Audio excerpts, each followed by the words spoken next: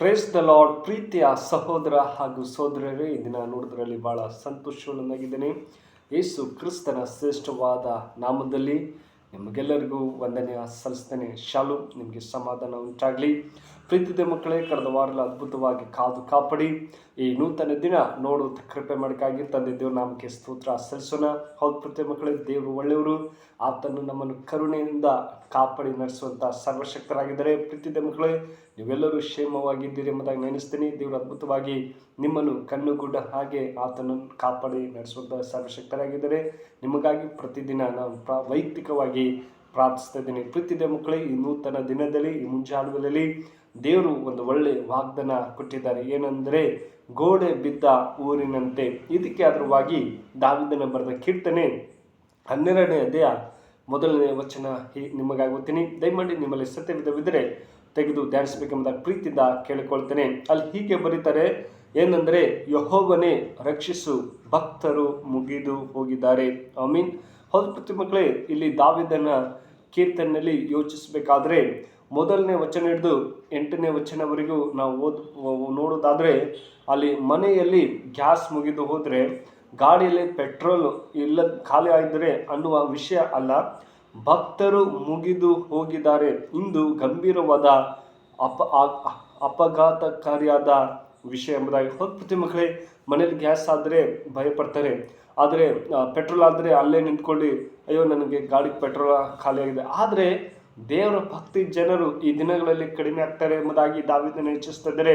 ದೇವ್ರ ಭಕ್ತಿ ಇಲ್ಲದೆ ಜೀವಿಸ್ತಾ ಇದ್ದಾರೆ, ದೇವ್ರ ಮಾರ್ಗದಲ್ಲಿ ಬಿಟ್ಟು ತಮ್ಮ ಇಷ್ಟ ಬಂದ ಹಾಗೆ ಜೀವಿಸ್ತಾ ಇದ್ದಾರೆ ಎಂಬುದಾಗಿ ದೇವ್ರ ವಾಕ್ಯ ಇಲ್ಲಿ 1ನೇ ವಚನ ಹೇಳ್ತದೆ. ಯೆಹೋವನೇ ರಕ್ಷಿಸು, ಭಕ್ತರು ಮುಗಿದು ಹೋಗಿದ್ದಾರೆ. ಇಂದು ಘನಘೋರ ಪರಿಸ್ಥಿತಿ. ಬೆಳ್ಳಿ ಕಿತ್ತ ಹೊಲದಲ್ಲಿ ಬಿಡಾಡಿ ದಾನಗಳು ನುಗ್ಗುವಂತೆ ಅದು ಇಂದು ಇಸ್ರಾಯೇಲರ ಪರಿಸ್ಥಿತಿಯಾಗಿತ್ತು. ಇವರ ಮೂಲಪಿತುವಾದ ಅಬ್ರಹಾಮನು ದೇವರ ಸ್ನೇಹಿತನೆಂದು ಹೆಸರುಗೊಂಡಿದ್ದನೆಂಬುದಾಗಿ ನೋಡ್ತೀವಿ. ಹೊತ್ತು ಮಕ್ಕಳೇ, ಅಬ್ರಹಾಮನು ಒಳ್ಳೆ ದೇವರಿಗೆ ಸ್ನೇಹಿತನೆಂಬುದಾಗಿ ನೋಡ್ತೀವಿ.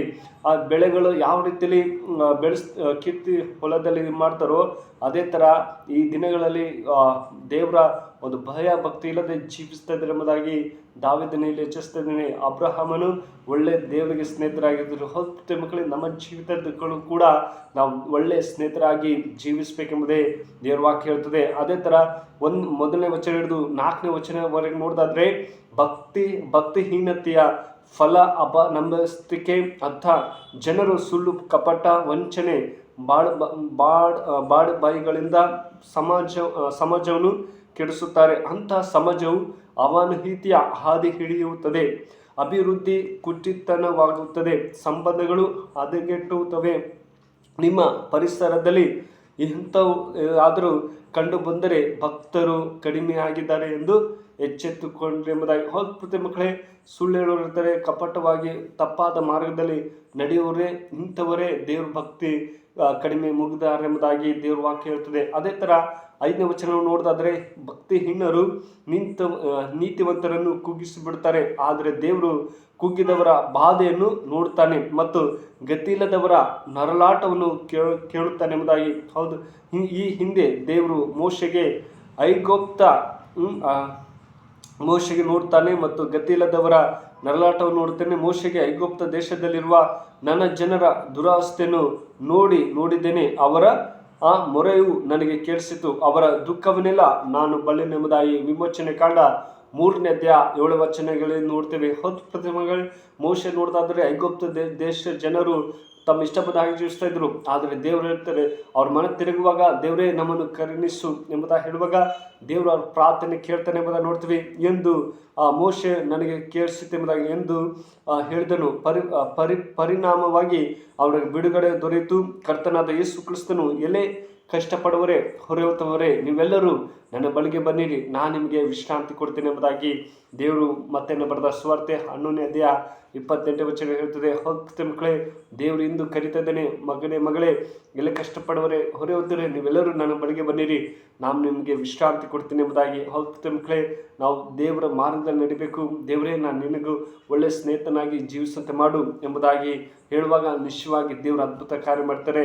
ಅದೇ ಥರ 6ನೇ ವಚನ 8ನೇ ವಚನ ನೋಡೋದಾದರೆ, ದಾವಿದನು ಯೆಹೋವನ ಮಾತುಗಳು ಯಥಾರ್ಥವಾಗಲು ವಾಗಲೇ 7 ಸಾರಿ ಪುಟಕ್ಕೆ ಹಾಕಿದ ಮುಖ ಬೆಳೆ ಉಪಾಯದಲ್ಲಿದೆ ಎನ್ನುತ್ತಾನೆಂಬುದಾಗಿ. ಹೌದು ಪ್ರೀತಿಯ ಮಕ್ಕಳೇ, ಈ ವಾಕ್ಯವನ್ನು ಇದೇ ಕೀರ್ತನೆಯ ಪುಟಕ್ಕೆ ಹಾಕಿದ ಚುಕ್ಕ ಬೆಳೆಯ ಉಪದಲ್ಲಿ ಎನ್ನುತ್ತಾನೆಂಬುದಾಗಿ.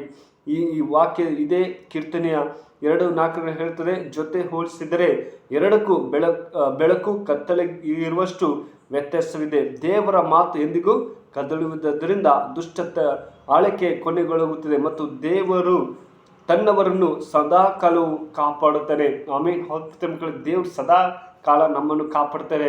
ನನ್ನ ಮಗ ನನ್ನ ಮಗಳು ಎಷ್ಟೋ ಕಷ್ಟದಲ್ಲಿದ್ದಾರೆ, ಅವರು ಕಾಪಾಡಬೇಕೆಂಬುದೇ ದೇವ್ರ ಆಸೆ. ಹೊತ್ತ ಮಕ್ಕಳೇ, ಈ ದಿನಗಳಲ್ಲಿ ಭಕ್ತರು ಎಷ್ಟು ಮುಗಿದು ಹೋಗಿದ್ದಾರೆ ಎಂಬುದಾಗಿ. ದೇವ್ರ ಮಕ್ಕಳೇ, ನಾವು ಮುಗಿದು ಹೋಗದೆ ದೇವರೇ ನಾ ಕಷ್ಟದಲ್ಲಿದ್ದೀನಿ, ನಾ ದುಃಖದಲ್ಲಿದ್ದೀನಿ, ನನ್ನೆಲ್ಲ ಪರಿಸ್ಥಿತಿ ನಿನಗೆ ಗೊತ್ತಪ್ಪ, ಇನ್ನು ಮುಂದೆ ಒಳ್ಳೆ ರೀತಿಯಲ್ಲಿ ನಾನು ಕೂಡ ನನಗೆ ಒಳ್ಳೆ ಸ್ನೇಹಿತನಾಗಿರ್ತೀನಿ.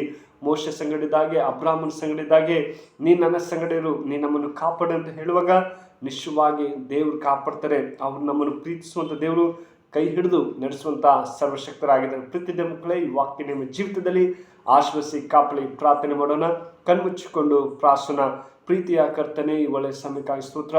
ಹೌದು ಸಪ್ಪ, ಭಕ್ತರು ಮುಗಿದಾರೆ ಎಂಬುದಾಗಿ ಹೇಳುವಾಗ ದೇವರೇ, ಇನ್ನೂ ಹೆಚ್ಚಾಗಿ ನಾವು ಒಳ್ಳೆಯ ಮಾರ್ಗದಲ್ಲಿ ನಡೆಯುತ್ತೆ ಮಾಡು ಅಪ್ಪ. ದೇವರೇ, ದುಷ್ಟ ಮಾರ್ಗದಲ್ಲಿ ನಡೆದೇ ನಿಮ್ಮ ಮಾರ್ಗದಲ್ಲಿ ನಡೆಯುತ್ತೆ ಸಹಾಯ ಮಾಡು ದೇವರೇ. ದಾವೀದನ ಯೆಹೋವನಲ್ಲಿ ರಕ್ಷಿಸು ಎಂಬುದಾಗಿ ಹೇಳುವಾಗ ದೇವರೇ, ನಮ್ಮನ್ನು ರಕ್ಷಿಸು ಅಪ್ಪ. ಎಲ್ಲ ಕಷ್ಟಪಡೋರೆ ಹೊರತೋರೆ ನೀವೆಲ್ಲರೂ ನನ್ನ ಬಳಿಗೆ ಬನ್ನಿರಿ, ನಾನು ನಿಮ್ಮನ್ನು ವಿಶ್ರಾಂತಿ ಕೊಡ್ತೇನೆ ಎಂಬುದಾಗಿ ಹೇಳುವಾಗೆ ಪ್ರತಿಯೊಬ್ಬರಿಗೂ ವಿಶ್ರಾಂತಿ ಕೊಡು, ಅವರೆಲ್ಲ ಸಮಸ್ಯೆಯಿಂದ ಬಿಡುಗಡೆ ಕೊಡು, ಕಾಪಾಡಿ ನರ್ಸಪ್ಪ ಅಂತ ಪ್ರಾರ್ಥಿಸಿದ್ದಾರೆ. ಕರುಣಾಮಯನೇ, ಈ ಪ್ರಾರ್ಥನೆ ಕೇಳಕ್ಕಾಗಿ ಸ್ತೋತ್ರ.